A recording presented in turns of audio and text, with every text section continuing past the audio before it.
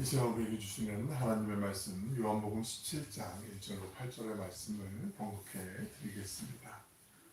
예수께서 이 말씀을 하시고 눈을 들어 하늘을 우러러 이르시되 아버지여 때가 이르렀사오니 아들을 영화롭게 하사 아들로 아버지를 영화롭게 하게 하옵소서. 아버지께서 아들에게 주신 모든 사람에게 영생을 주게 하시려고 만민을 다스리는 권세를 아들에게 주셨음이로소이다. 영생은 곧 유일하신 참 하나님과 그가 보내신 자 예수 그리스도를 아는 것이니이다.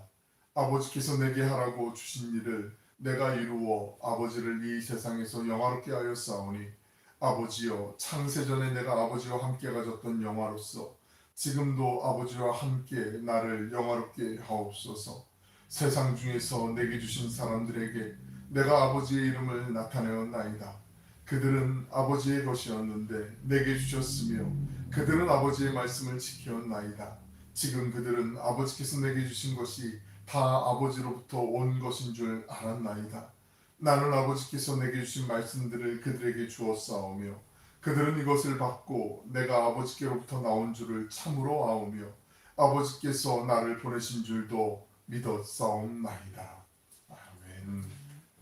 복된 주님의 날 함께 예배드림이 기쁨인 줄로 믿습니다. 예배드리는 우리 모두에게 주님의 은혜와 평강이 함께 하시길 축원합니다.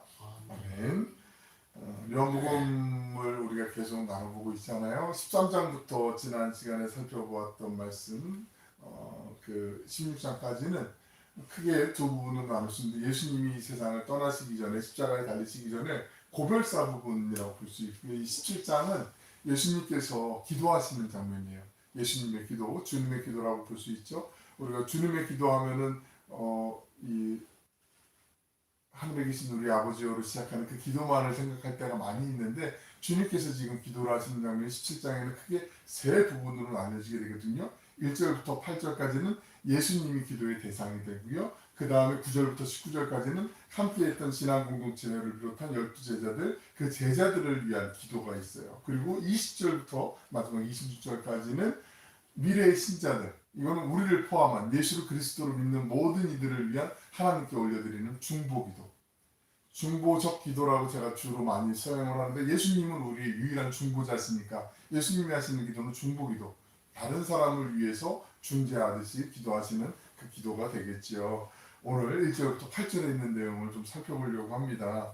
그 예수님의 고별기도 마지막으로 이제 하시는 기도는 예수님의 마음이 어땠는지 우리가 짐작할 수가 있는데 본문 1절에 있는 말씀을 같이 한번 읽어보실까요? 시작. 예수께서 이 말씀을 하시고 눈을 들어 하늘을 우러러 이르시되 아버지여 때가 이르렀사오니 아들을 영원롭게 하사 아들로 아버지를 영원롭게 하게 하옵소서.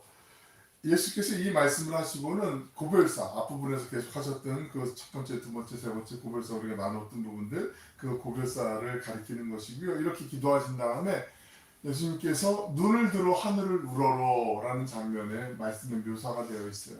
눈을 들어 하늘을 우러러 라는 표현이 관용구거든요.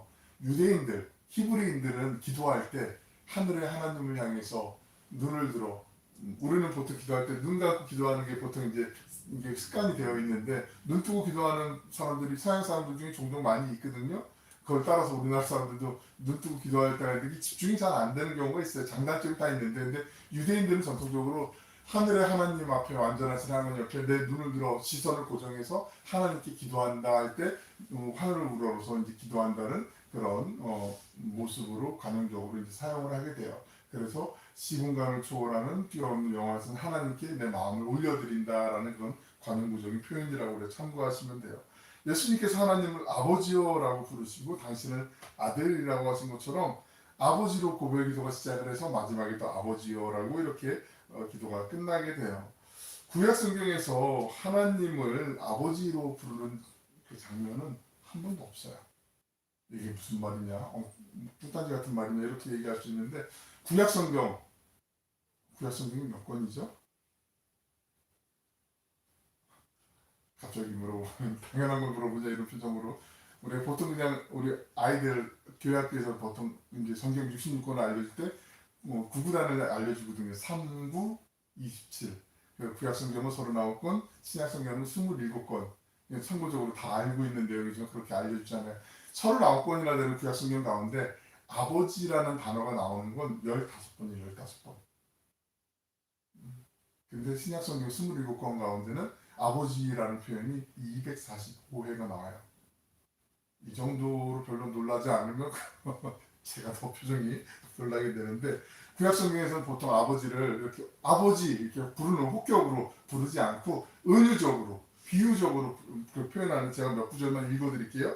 이사야서 64장 8절 보시면 그러나 여호와여 이제 주는 우리 아버지시니이다. 직접 대놓고 아버지라고 부르는 게 아니라 하나님은 우리의 아버지가 되어 주십니다. 약간 그 비유적으로 이렇게 표현하는 거예요. 주님 우리는 진흙이고 주님은 토기장이십니다. 사도 바울도 나중에 이 표현을 차용해서 이제 고백하기도 하지만 이렇게 비유적으로 쓰는 표현들 신명기 32장 6절 보시면 어릴 지혜 없는 백성아 여호와께서 이같이 보답하느냐 그는 내 아버지시요 너를 지으신 이가 아니냐 돌아와라 지금 탄식할 때 이런 표현도 쓰기도 하고 시편에 보면 103편에 아버지가 자식을 긍휼히 여긴 같이 여호와께서 우리를 긍휼히 여겨주신다 이렇게 좀 비유적으로 은유적으로 사용할 때 아버지라는 표현이 나오지 하나님께 대놓고 아버지여라고 이렇게 표현을 안 하거든요 구약 성경에. 그런데 예수님의 표현을 보면 대부분 다 아버지 아버지 이렇게 표현을 해요. 그리고 그 아버지라는 표현이 하나 넘겨보면 좀 전에 말씀드린 것처럼 구약에는 15번 나오는데 신약에는 245회가 나오는데 히브리어는 예수님 시대 때는 언어를 보통 3개 정도 썼어요. 우리도 일제강점기 뭐 겪어보신 분은 안 계시지만 그죠? 일제강점기를 겪어보셨나요? 뭐 해방 때 태어나시고 뭐 이랬으면 뭐 겪어봤을 때 뭐 얘기할 수도 있지만 일제강점기 때 살아셨던 분들은 언어를 보통 2개 정도 쓰셨잖아요. 우리말은 당연히 한국말을 쓸 수 있고 그리고 일본말도 이제 그냥 학교에서는 배우니까 어쩔 수 없이 이제 쓰거든요. 저도 이제 어릴 때 기억 더듬어 보면 외할머니, 할머니 이렇게 외할머니는 또 되게 유창하게 책도 일본 책도 잘 읽어주시고 뭐 이게 이런 뜻이야 막 이렇게 들려주시기도 하시고 막 이랬던 기억이 생생하게 있거든요. 그러니까 당연히 2개 정도 언어를 썼는데 예수님 시대 때도 로마의 속국 식민지였잖아요. 그러니까 이스라엘 사람들이니까 히브리어는 당연히 알겠죠. 그리고 이 예수님 시대 때 당연히 헬라어 로마의 그 식민지에 있던 나라들은 대부분 다 공용어로 공통어로 썼던 게 그리스어, 헬라어였거든요. 그러니까 헬라어도 다 썼어요. 근데 헬라어뿐만 아니라 또 예수님 시대 때 썼던 언어가 있는데 그게 아람어예요. 아람어. 시리아어라고 보시면 되는데 아랍어 말고 아람어. 그 달리다 굼 소녀야 일어나라 제가 말씀드렸잖아요. 호산나도 마찬가지고요. 근데 예수님께서 특히 이때 아버지를 표현할 때 아빠라는 단어를 써요. 아빠. 우리도 아버지를 어릴 때 아빠라고 부르잖아요. 그 아빠가 똑같은 단어예요. 아빠가 아람어로 아빠도 아버지를 뜻하는 단어가 아빠예요. 근데 아빠 아버지요 이런 표현을 많이 쓰셨어요. 그죠? 믿어지지 않는 표현인 것 같은데 마가복음 14장 36절 보시면 같이 한번 읽어볼게요. 시작. 이르시되 아빠 아버지여 아버지께는 모든 것이 가능하오니 이 잔을 내게서 옮기시옵소서. 거기까지만 읽을게요. 네, 여기까지만 읽을게요. 아빠 아버지여 이게 어느 정도의 표현이냐면 아버지 하나님께 친밀함을 얼마나 저렇게 마지막 순간에 예수님이 지금 십자가를 지셔야 되는데 이걸 정말 인간적인 마음에는 너무 고뇌에 차서 두렵잖아요. 내 지금 목숨이 이제 인간 예수로서의 목숨이 이제 다 사그라지는 그 상황에서 두려움이 엄습할 때 하나님께 기도하면서 다시 마음을 추스르시는 장면이라고 볼 수 있잖아요. 그때 아빠 아버지를 표현을 해요. 근데 이게 어느 정도의 강도냐면 지금 제가 말씀드리는 것보다 아마 몇백 배 이상, 몇천 배 이상은 더 강도가 더 셀 수 있을 거예요. 유대인들이 받아들이기엔 네 아빠 아버지라는 단어가 어떤 느낌이냐면 얼마 전에도 뭐 1년이 넘었지만 탄핵 재판이 있었고 대법원에 대법관들이 이렇게 막 있어요. 그때 이제 한쪽에서 변호인이 이제 변호사가 이제 이 사람이 유죄 판결이 아닌 무죄 판결을 얻기 위해서 변호를 할 때 변호사가 예를 들어서 대법관이나 뭐 헌법재판소의 그 대법관들 이런 재판관들에게 존경하는 재판관님 뭐 이렇게 보통 표현을 하잖아요. 우리 많이 들어봤을 때 뭐 방송을 통해서 보거나 뭐 드라마나 뭐 이런 영화에서 봤을 때 존경하는 재판관님 뭐 재판장님 뭐 이런 표현이 아니라 자 제가 변론을 하겠습니다. 존경하는 재판관님 이게 아니라 아빠 제가 한 말씀 할게요. 이런 분위기란 말이죠. 사람들이 막 이거 법정 보도가 아니냐 웅성웅성하고 막 이러지 않을까요? 제가 표현을 잘 못해서 이제 그럴 수 있는데 지금 막 엄숙한 국가적인 대단한 결정을 하는 상황에서 존경하 없는 대법관님 뭐 이렇게 표현을 해야 되는 상황에서 아빠 제가 한 말씀만 드릴게요. 잠깐만 저 얘기 한번 할게 기회 좀 주세요. 아빠 찬스 쓸게요. 뭐 이런 식의 지금 이 장난하는 거야. 지금 신성 모독이야. 예수님이 지금 하나님께 아빠라고 표현하신 이 표현은 유대인들이 볼 때 유대인들이 히브리어를 주로 그 예배 드릴 때 제사 드릴 때 사용했던 신성한 거룩한 언어라고 생각했는데 아람어나 아니면 헬라어도요 그 철학적인 사색을 담고 있는 좀 고급 헬라어가 있고 이때 당시에 쓰였던 헬라어는 코이네라고 하는 헬라어가 있는데 종류 중에 그건 시장이나 어떤 일반적인 사람들이 쓸 때 사용하는 헬라어였거든요.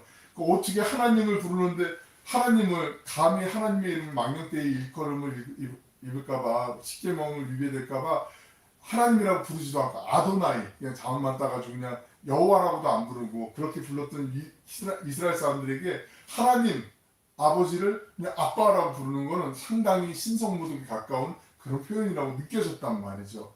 그런데 예수님이 이렇게 표현하신 이유가 있으시겠죠. 예수님이 갑자기 이제 돌아가실 때가 됐으니까 지금 막 아무 말씀이나 막 뱉으시고 이런 게 아니란 말이죠. 지금 우리가 갖고 있는 이때 당시 제자들이 갖고 있었던 이때 당시에 예수님을 따라왔던 많은 무리들이 갖고 있었던 하나님에 대한 상이 있잖아요. 상. 우리도 그런 하나님에 대한 어떤 내가 그리는 하나님에 대한 상이 있잖아요. 하나님은 이러신 분이야. 하나님은 이런 분이야. 하나님은 두렵고 떨리는 분이야. 무서운 분이야. 우리가 잘못하면 벌을 주시는 분이야. 우리를 힘들게 하시는 분이야. 우리를 야단치시는 분이야. 우리를 꾸짖는 분이야. 우리를 아프게 하시는 분이야. 뭐 이런 상이 있을 수도 있고 하나님 정말 우리의 아빠 아버지가 되어주셔서 우리를 보다듬어 주시고 우리를 낫게 해주시고 우리를 잘되게 해주시고 우리를 막 북돋아 주시고 힘과 용기를 주시고 그럼 우리가 생각하는 하나님의 상이 있잖아요. 무슨 얘기인지 아시죠? 네? 아시죠? 예, 예. 그 하나님에 대한 상을 그 편견을 한 번에 깨주시는 말씀이 바로 아빠 아버지라는 단어라는 거죠. 그리고 예수님은 당신만 이렇게 부르라고 하지 않고 제자들에게도 당신을 믿는 다른 사람들에게도 아빠 아버지라고 불러 그렇게라고 가르쳐 주셨어요. 그래서 특히 사도 바울이 많이 그 서신서에 보면은 예수님이 일러주셨던 표현을 많이 사용을 해요. 갈라디아서 4장 6절에 보시면 너희가 아들이므로 하나님 그 아들의 영을 우리 가운데 보내사 아빠 아버지라 부르게 하셨느니라 이렇게 표현하고 로마서 8장 15절에 보시면 너희는 다시 무서워하는 종의 영을 받지 아니하므로 양자의 영을 받았으므로 우리가 아빠 아버지라고 부르짖느니라. 예전에 개정판 말고 개혁 성경에서는 아바라고 썼는데 아빠 APPA 아빠라는 단어가 그냥 아람어 그대로 우리가 쓰는 아빠 똑같은 단어라는 거 기억하시면 좋을 것 같아요. 그런데 하나님을 아버지라고 부르는 게 좀 어려운 경우들이 있을 수 있어요. 방금 전에 말씀드린 것처럼 우리가 하나님에 대한 상을 그려놓는데 우리 인간의 육체의 아버지의 그 모습에 따라서 그 느낌에 따라서 우리가 겪었던 경험치에 따라서 하나님을 아버지로 부르는 게 자연스럽고 친밀해지는 분도 있고 어떤 경우에는 되게 이게 시간도 많이 걸리고 어려운 분들도 있어요. 실제로 많이 제가 경험을 해봤거든요. 아버지가 너무 무서운 거예요. 아버지가 너무나 난폭한 거예요. 아버지가 정말 나쁘게 얘기해서 인간 말종 같은 그런 아버지를 만난 경우에는 하나님을 아버지라고 부르기가 너무나 힘든 거예요. 그런 경우가 이해되지 않아도 있을 수가 있어요. 그런 상황들이 있을 수 있다니까요. 막 제가 예전에 그 모 고등학교에서 상담교사 군인교회 이제 민간 그 군인교회 담임 목사 하면서 주중에 이제 일을 할 때 그 고등학교에서 이제 상담교사 위클래스라고 하는 진로 상담부에서 이제 학생들 상담을 해준 경우들이 있는데 그 몇몇 학생들 중에 늘 언제나 막 얘는 정말 눈물이 메마르지 않은 아버지가 오면 그냥 살림 다 때려부시고 엄마 패고 때리는 게 아니라 패고 자기도 막 칼 들고 막 죽인다고 그러고 막 이런 일들이 벌어지면 집을 가고 싶지 않은 마음이 당연히 들겠죠. 그런 친구들이 예수님을 만나요. 예수님을 만나고 구주를 영접하고 이제 하나님을 나의 아버지로 믿음의 아버지로 고백하기까지 다른 친구들보다 시간이 정말 많이 걸리고 그 아버지에 대한 상을 잔상을 지우고 하나님은 그렇지 않으셔. 우리 육신의 아버지는 나를 힘들게 해도 하나님 아버지는 안 그렇고 오히려 우리 육신의 아버지도 고쳐주시는 분이야 라는 기대감을 갖기까지 정말 많은 장애물이 있을 수 있다라는 거 우리가 다 알고 공감할 수 있는 내용이잖아요. 그런데 말 그대로 로마서 8장 15절에 있는 말씀 같아요. 우리가 아빠 아버지라고 부르실 수 있도록 하나님께서 우리를 도와주시고 인도해 주신다라는 거죠. 본문 1절, 2절 하반절, 1절 하반절, 2절 그 상반절 보면 제가 이거 이렇게 눈으로 한번 보세요. 아버지가 때가 이르렀사오니 아들을 영화롭게 하사 아들로 아버지를 영화롭게 하게 하옵소서. 아버지께서 아들에게 주신 모든 사람에게 영생을 주게 하시려고 만민을 다스리는 권세를 아들에게 주셨음이로써이다 라고 이렇게 말씀하고 있어요. 그런데 여기서 말씀하는 그 때가 이르렀사오니 라는 말씀이 있는데 그거는 예수님께서 십자가의 죽음을 통해 인류에게 영원한 생명을 주시는 그 때가 이르렀음을 우리에게 일러주고 있는 거죠. 때가 이르렀사오니 아브라함 이래로 수천 년 동안 이제 우리 인류가 구원의 때를 기다렸던 그 순간을 우리에게 알려주고 있는 거예요. 아들을 영화롭게 하사라는 단어가 좀 걸리는 단어이기도 하거든요. 예수님 마지막에 기도하시는데 영화롭게 하다. 당신을 왜 돋보이게 하시려고 하지? 당신을 왜 영광스럽게 하려고 하지? 그렇게 오해하실 수 있는 구절이거든요. 그게 아니라 예수님께서 당신을 영화롭게 하사 하나님 당신의 일을 다 이루셔서 당신이 영광을 받으시옵소서 그런 의미에 한 장 넘겨볼게요.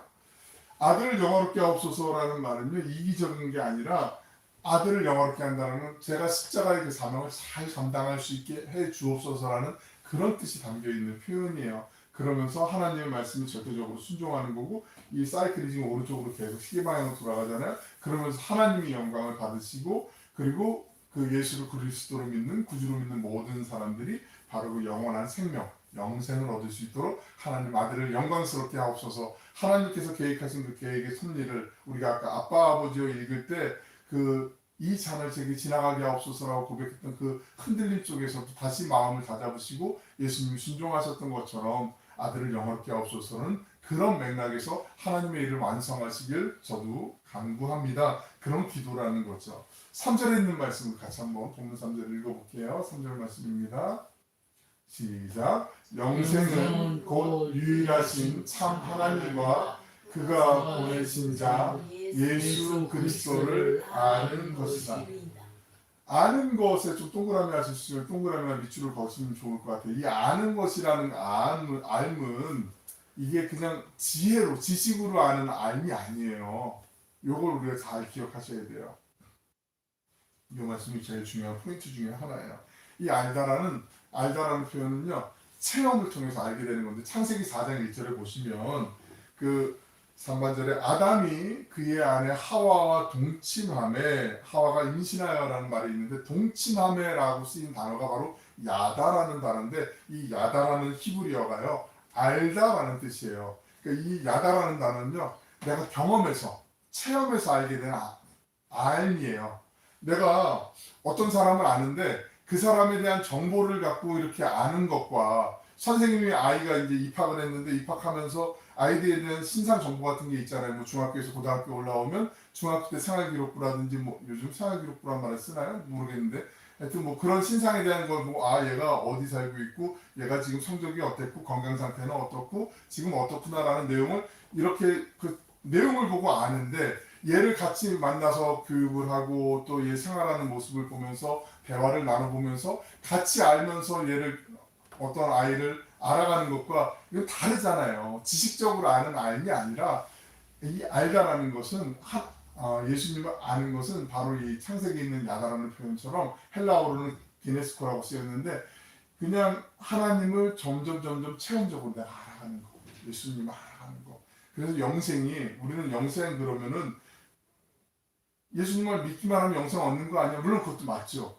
그게 틀리다는 말씀이 아니라 예수님을 믿는 믿음의 바탕 위에 날마다 예수님을 알아가는 것. 바꿔 얘기하면 예수님을 체험하는 것. 바꿔 얘기하면 예수님을 만나가는 것.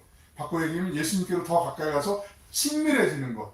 그 속에서 예수님을 믿는 구원의 확신이 더 든든해지고 그 속에서 예수님을 알아가는 그 지혜와 지식이 풍성해지고 날마다 예수님 내가 예전에는 요만큼만 이런 분인 줄 알았는데 예수님 이런 면도 있으셨네? 예수님 이런 면도 있으셨네? 더 풍성히 알아가는 것. 그것을 바로 영생이라고 예수님이 표현하시는 거예요. 그러니까 3절에 있는 말씀만 딱 떼어놓고 이걸 오해하시면 안 돼요. 그 앞으로 한번 다시 넘어가 볼게요. 앞장. 영생은 곧 유일하신 참 하나님과 그가 보내신 자 예수 그리스도를 아는 것이니이다. 이건 너무 모순된 말씀 아니냐. 하나님이 독생자로 보내신 예수 그리스도를 믿는 것. 사도행전에도 보면 빌보 감옥에 갇혀있던 사도 바울이 간수에게 그런 얘기를 하잖아요. 주 예수를 믿으라. 그리하면 너와 내 집이 구원을 얻으리라. 이렇게 말씀하시는데 어떻게 영원한 생명, 구원을 얻는 것이 예수님을 아는 것이냐? 이 말씀은 그 믿는 것과 맥락을 결을 달리하는 말씀이 아니라 거기에 플러스해서 예수님을 내가 더 믿게 되면 더 사랑하게 되면 궁금해지니까 예수님에 대해서 관심이 많을 것이고 더 알고자 할 것이고 그러면서 더 풍성히 깊이 예수님을 체험해 간다는 그런 뜻이라는 걸 우리가 잘 기억하셔야 되고요. 그 다음 장으로 넘어갈게요. 헬라어 이 게네스코라는 단어는 현재형 시제인데 이 게네스코라는 단어의 특징이 뭐냐면 그냥 지금 일회성으로 알고 끝나는 게 아니에요. 예수님을 한 번 만나고 끝나는 게 아니에요. 오늘 만나고 내일 만나고 모레 만나고 계속해서 만나가는 거, 계속해서 친밀해지는 거, 진행형이란 말이죠. 우리가 주님을 하루하루 날마다 알아갈 때 영원한 생명, 그 영생은 우리가 죽은 다음에 영생 그러면 우리가 이 세상에서 생명 다 끝나고 난 다음에 그 다음부터 쭉 하나님과 함께 영원히 사는 것이 영생이야라고 생각할 수 있는데 그게 아니라 예수님의 표현은 지금부터도 영원한 생명을 누리고 맛볼 수 있다라고 말씀하시는 거예요. 어떻게 영생을 지금 맛보면 아프지 말아야 되는데 영생 맛보면 나 경제적으로 쪼들리지 않아야 되는데 영생 맛보려면 나 좀 잘 성공해야 되는데 이런 생각할 수 있거든요. 그게 아니라 이 세상에서 살아가는 유한한 삶 속에서는 고통도 있고 어려움도 있고 아픔도 있고 슬픔도 있을 수 있는데 예수님을 믿는 믿음 그리고 영원한 생명을 믿는 그 믿음 안에서 참아내고 인내할 수 있는 그 마음을 주시면 지금 내 현실은 나중에 우리가 영원히 돌아갈 그 본향에서 누리는 아픔도 슬픔도 눈물도 고통도 없는 그 영원한 땅에서 누릴 수 있는 그것과는 비교되는 지금은 비록 내가 힘들고 어렵지만 그 믿음을 바라보며 인내하며 참아내고 이겨낼 수 있는 그 영생의 즐거움을 지금도 맛볼 수 있다라고 예수님이 말씀하시는 거예요. 이해가 잘 안 되시죠? 표정이 보니까 지금 제가 설명을 잘 못하는 것 같은데 반성을 좀 많이 해야 될 것 같고 준비도 좀 많이 해야 될 것 같은데 예수님이 주시고 싶은 말씀 그거예요. 막연하게 두루뭉술하게 먼 훗날 누리는 그 영생을 기대하는 게 아니라 내가 지금 살아있지 않니? 그리고 내가 이게 살아있는 대로 아버지께로 올라갈 것이고 보혜사 성령을 너희에게 보내줄 것인데 그 성령님은 언제나 너희와 함께 있을 거야. 하지만 너희가 예수님을 믿는 것 때문에 어려움도 당하고 핍박도 당하고 환난도 당할 수 있는데 그 환난 가운데 내가 너희와 함께 할 거야. 그 믿음을 갖고 영원한 생명이 있는 것을 기억하면서 인내하면서 하루하루 살아봐. 버텨봐. 그 속에서 영원한 지금은 내가 여기서 어렵지만 영생을 본격적으로 누릴 때는 지금 이것과는 비교할 수 없는 하늘의 은혜가 있어. 영광이 있어. 기쁨이 있어. 그 맛을 보게 하시려고 지금 예수님이 말씀하시는 거라는 거죠. 그래서 주님을 알아야 된다라고 말씀하는 거죠. 우리 함께 6절에 있는 말씀 같이 한번 읽어볼까요? 본문 6절에 있는 말씀 시작. 세상 중에서 내게 주신 사람들에게 내가 아버지의 이름을 나타내었나이다. 그들은 아버지의 것이었는데 내게 주셨으며 그들은 아버지의 말씀을 지키었나이다. 예수님의 사명 가운데 하나는 아버지의 이름, 하나님의 이름을 세상에 드러내는 것, 나타내는 거죠. 하나님의 이름이 나타나는 건 하나님의 성품, 본성, 예수님의 성품이라고 말씀드릴 수 있어요. 바로 주님의 능력, 사랑, 자비로우심, 정의로우심, 그 아름다우신 모든 성품이죠. 앞에서 말씀드린 것처럼 예수님을 하나님을 아빠 아버지로 인식하고 아버지가 어떤 분이신지 알려면 다른 방법이 없어요. 예수님을 믿는 믿음이 있어야 하나님을 아빠 아버지라고 부를 수가 있어요. 예수님을 믿지 않고서는 정령이 아니고서는 하나님을 아버지라고 부를 수 없다라고 말씀하셨잖아요. 우리가 하나님께서 아버지께서 나에게 주신 사람들이라고 예수님이 표현하셨는데 그들은 아버지의 것이었는데 내게 주셨다라고 말씀하시는 건 그 하나님께 속해 있는 우리 모든 사람들이 예수님을 믿는 믿음 안에서 하나님의 자녀 되는 것, 그리고 바꿔 얘기하면 하나님이 나의 아버지시다라는 걸 깨닫게 되는 그 은혜를 나를 통하여서 하나님이 인도해 주시고 이 일을 이루어 가심을 내가 믿고 감사합니다라는 그런 표현이 6절에 녹아 있는 거거든요. 전에는 아버지에 속해 있는데, 하나님께 속해 있는 사람들이었는데 하나님께서 예수님께 맡겨주셨다라는 거죠. 그 맡겨주신 사람들이 이제 예수님이 구주이신 걸 믿게 되니까 제자들을 통하여서 오늘날 예수님을 구주로 믿는 우리를 통하여서 예수님이 우리의 유일한 구세주가 되어주셔 예수님을 믿는 사람들이 하나님을 아빠 아버지라고 부를 수 있어라고 전도할 수 있으니까 그 맡겨주신 위임을 잘 감당할 수 있습니다 라고 그렇게 반복해서 고백하고 계시는 거죠. 그들이 하나님 6절 하반절에 보시면 그들은 아버지의 말씀을 지켰나이다 라는 그 말씀이 문자적인 해석이 아니에요. 아버지의 말씀을 지켰다는 건 예수님이 구주가 되신다는 걸 받아들였다고, 맞이했다라고, 믿었다라고 말씀해 주시는 거고요. 하나님이 어떤 분이신지 내가 그 가르침을 받았다라는 거. 바꿔 얘기하면 아까 처음부터 말씀드린 것처럼 더욱더 친밀하게 예수님과 날마다 기네스코 교제하면서 그분을 알아가려고 하면서 그분에 대한 믿음이 더 쌓여가고 깊어지고 넓어지고 그리고 주님께 더 가까이 나아가면서 하나님의 성품을 닮아가는 거, 예수님의 성품을 닮아가는 거. 우리가 예수님 믿기 전에는 싸납고 자기밖에 모르고 너무나 막 난폭하고 막 이랬는데 그래도 예수님 믿으니까 조금씩 덜 싸나워지고 덜 난폭해지고 덜 싸나워지고 예전에는 막 거짓말 밥 먹듯이 하고 막 이랬는데 예수님 믿으니까 양심이 찔려가지고 이제는 거짓말 하던 것도 이제 쑥 들어가고 이렇게 바뀌어가는 거. 그게 영생을 누리는 우리의 이게 드러나는 열매들 가운데 하나가 되는 거. 주님의 성품을 닮아가는 거. 그게 이 땅에서 누려가는 영생의 어떤 결과물들 가운데 하나라고 말씀하시는 거예요. 전에는 아버지의 소유였는데 제게 맡겨주신 사람들이 저를 믿음으로써 하나님께서 저에게 위탁해 주신 예수님이 그렇게 말씀하시는 거죠. 그 사람들이 나를 알면서 하나님을 아버지라고 부를 수 있고 나를 알면서 주님의 성품을 알게 되니까 하나님이 이런 분이시구나, 사랑이 많으시구나, 자유로우신 분이시구나, 하나님은 언제나 거룩하신 분이시구나, 우리가 그분을 닮아가야지 하는 마음에 채근하는 마음이 들게 되고 그렇게 진정한 영생, 이 땅에서 누려가는 그 영생을 맛볼 수 있도록 그렇게 나아간다라는 거죠. 하나 한번 넘겨볼게요. 그 다음 장에 또 뭐가 있을까요? 정리하는 거예요. 정리. 우리가 두려움을 버리고 하나님을 아빠 아버지라고 고백하게 되면 순차적으로 조금씩 더 주님을 더 알아가게 돼요. 그러면서 내 사랑하는 가족들, 옆에 있는 나의 믿음의 동역자들, 내가 만나는 지인들에게 점점점 주님의 성품을 닮아서 그 사랑을, 주님의 아름다우심을 전할 수 있는 은혜의 통로로 쓰임받을 수 있겠다라는 게 오늘 말씀의 핵심적인 묘지예요.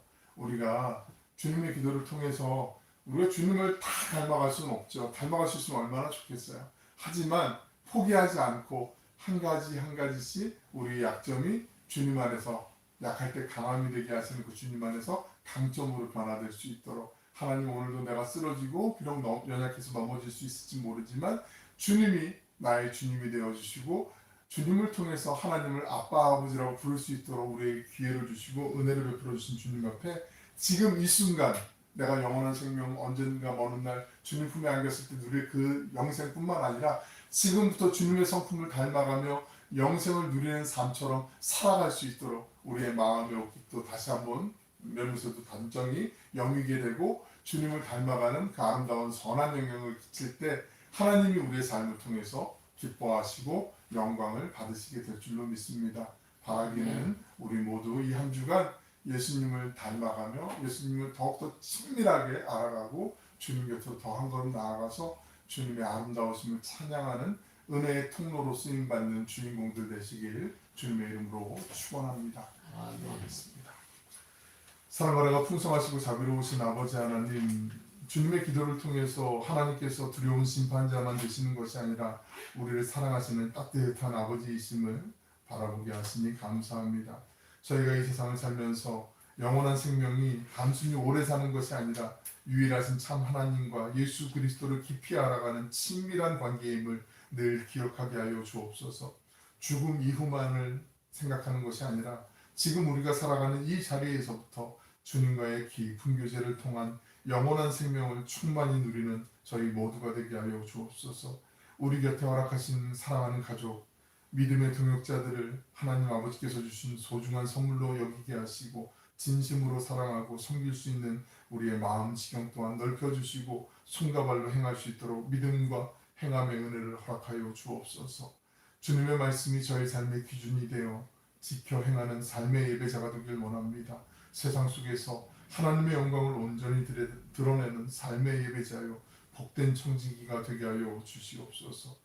우리에게 영원한 생명을 주시는 예수 그리스도의 이름으로 간절히 기도 올리옵나이다. 아멘.